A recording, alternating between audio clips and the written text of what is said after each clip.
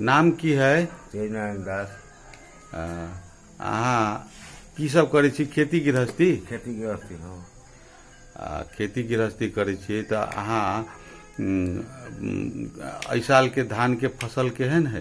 ठीक है। ठीक, कनी जोर से बजियौ। हाँ ठीक है। आरो कथी कथी सब खेती केने छियै? बैगन है, आलू रोपबे, जोताइतो है खेत सब, लगलो है कुछ धान। तऽ अहाँ तऽ ढेरुआ सेहो कटै छियै? ढेरुओ कटै छियै तऽ ओहि ढेरुआ के की करै छियै? ढेरुआ के काटि कऽ की करै छियै? पगहा बनौली। माल जाल के पगहा? माल जाल के पगहा गर्दामी। हाँ। तकर बाद राइस बनौली। आरो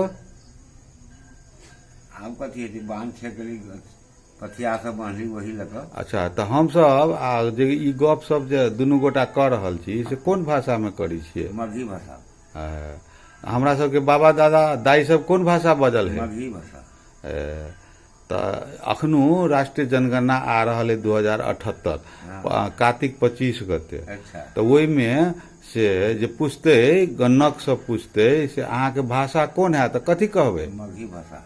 अच्छा, तऽ काकाजी से अहाँ मगही भाषा के बारे में कहिया से जनै छियै? ददे पुरखा जनै। ददे पुरखा से जनै छियै।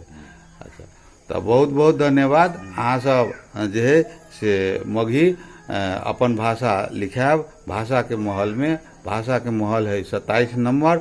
27 नंबर में से मगही भाषा लिखायब, पुरखौली भाषा मगही लिखायब। आ मन पड़ने भाषा जो है से हिंदियो है, अंग्रेजियो है, नेपालियो है। तो अहाँ के कौन मन पड़े? नेपाली है। तो ठीक है। अहाँ के कौन भाषा मन पड़े है? हमार मगही भाषा ने। मगही भाषा मन पड़े। की नाम भेले? जय कुमार यादव। धन्यवाद। अपने जनगणना में कौन भाषा लिखेबे? मगही भाषा लिखेबे। धन्यवाद।